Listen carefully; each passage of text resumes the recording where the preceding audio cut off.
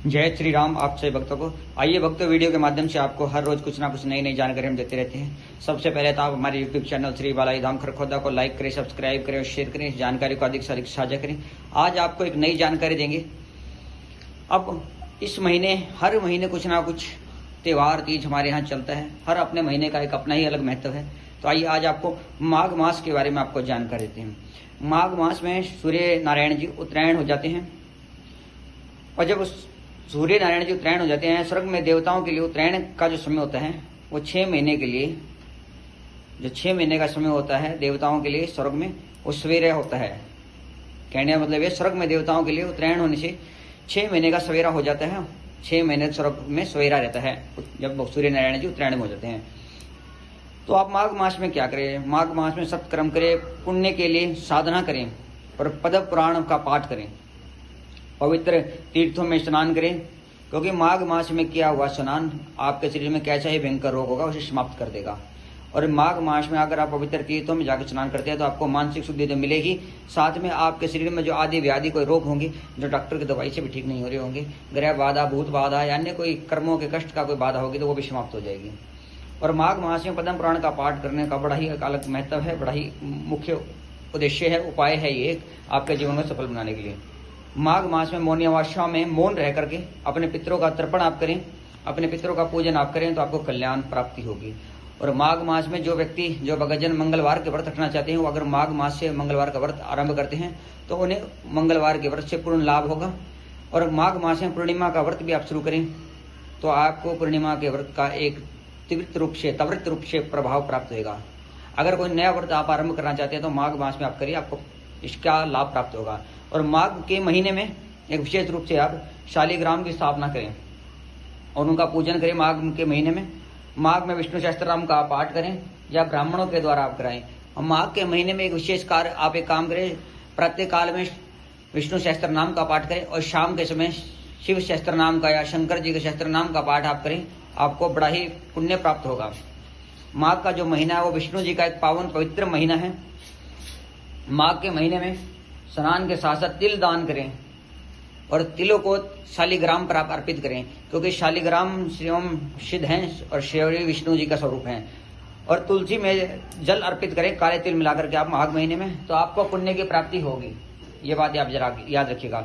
शक्कर काले तिल मिलाकर के एक जल में, 1 लोटिया जल में शक्कर काले तिल मिलाकर के भगवान शिव के शिव पिंडी पर अर्पित करें, शिवलिंग पर अर्पित करें, शालिग्राम पर अर्पण करें, आपको बड़ा ही पुण्य प्राप्त होगा। आप पर कोई ग्रह बाधा होगी तो खराब समाप्त हो जाएगी। माघ के महीने में शनि के निमित्त आप कंबल का दान करें, मीठी चीजों का दान करें, वस्त्र का दान करें, शक्कर का दान करें, आपको इसका पुण्य और पूर्ण रूप से लाभ प्राप्त होगा। स्कंद पुराण में एक वर्णन आता है कि अगर आप तुलसी के दल से या तुलसी की मंजरी से या तुलसी की काष्ठ से श्री विष्णु जी का पूजन करते हैं, लड्डू गोपाल जी का पूजन करते हैं, तो आपको तुलसी के एक एक पत्थर एक एक स्वर्ण के बराबर होगे। अर्थात तुलसी के एक एक पत्ता स्वर्ण के पत्ते के समान हो जाएगा और स्वर्ण के पत्ते के बराबर आपको उसका लाभ प्राप्त होगा। माघ मास में अगर आप श्री विष्णु जी का, लड्डू गोपाल जी का पूजन इन तुलसी के पत्र के द्वारा, मंजरी के द्वारा या काष्ठ के द्वारा करते हैं। और आपको एक बात याद रखिए, अपने माथे पर गोपी चंदन आप अवश्य लगाए माघ के महीने में। जो तिल मिलाकर शालिग्राम पर अर्पण हमेशा करते रहें आप माघ के महीने में। और माघ मास में अगर आप जा सकते हैं पवित्र सरोवर पर, तीर्थों पर, तो आपको पुण्य दान प्राप्त होगा। गंगा स्नान करें माघ मास में और गोदान आप करें। पुण्य प्राप्ति के लिए ग्रंथों का पाठन करें, आप पाठन करें, उनका पूजन करें, आपको लाभ प्राप्त होगा। जिनके यहाँ पुत्र प्राप्ति नहीं है, जिनके यहाँ बेटा नहीं है, पुत्र प्राप्ति की जिन्हें चाहे, वो माघ मास में हरिवंश पुराण का पाठ करते हैं। तो जिस घर में हरिवंश पुराण का पाठ होता है, श्री हरि विष्णु जी की कृपा से उसका वंश वृद्धि हो जाता है, उन्हें पुत्र प्राप्ति होती है। तो आप श्रद्धा से ये कार्य अवश्य करें। और स्वस्थ रहने के लिए सूर्योदय से पहले उठकर स्नान करना चाहिए माघ मास में। और माघ मास में एक कार्य ना करें, शराब का सेवन ना करें, बिल्कुल भी शराब का सेवन ना करें माघ के महीने में। माघ के महीने में शराब का सेवन नहीं करना चाहिए, ना ही मूली खानी चाहिए और बासी भोजन भी ना करें। और माघ मास में जितने ही मंगलवार आए, प्रत्येक मंगलवार को घर में सुंदरकांड का पाठ आप करें या योग्य ब्राह्मण आचार्य के द्वारा कराएं।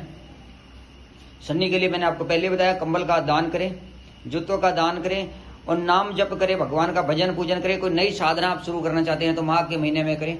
कोई मंत्र साधना, कोई तंत्र साधना, कोई किसी प्रकार का कोई पाठ पूजा, कोई सिद्धि साधना आप करना चाहते हैं, कोई देव शक्ति प्राप्त आप करना चाहते हैं, तो माघ मास में उस मंत्र की साधना आप करें। अगर आपको गुरु मंत्र नहीं है तो माघ के महीने में आप गुरु धारण करें, आपको पुण्य की प्राप्ति होगी। माघ का बड़ा पावन पवित्र महीना है। इस पावन पवित्र महीने में श्री विष्णु जी का पूजन करें, आपको लाभ की प्राप्ति होगी। अगर आपके ऊपर कोई तंत्र मंत्र भूत प्रेत पिशाचिक बाधा है तो माघ मास में भगवान विष्णु जी का सवेरे पूजन करें और शाम के समय सवेरे विष्णु सहस्त्र नाम का पाठ करें और शाम के समय भगवान शिव शंकर के सहस्त्र नाम का पाठ आप करेंगे तो आपके घर में भूत प्रेत तंत्र बाधा मारण प्रकरण या घाल किसी प्रकार के मारण उच्चाटक जैसे कुछ भी होगा वो सब समाप्त हो जाएगा। और श्री हरि विष्णु और शंकर भोलेनाथ जी की कृपा से आपके घर में सुख शांति की प्राप्ति होगी। और माघ के महीने में अगर आप तुलसी पर, आंवला पर और बेलपत्र के वृक्ष पर आप जाकर के घी का दीप दान करते हैं तो आपको पुण्य की प्राप्ति होगी, अक्षय की प्राप्ति होगी, स्थायी रूप से लक्ष्मी आपके घर में वास करेगी। तो आज मैंने आपको माघ मास के महीने में बताया कि माघ में इसमें क्या पूजन करें, किस प्रकार करें, क्या दान करें और क्या खाएं क्या ना खाएं।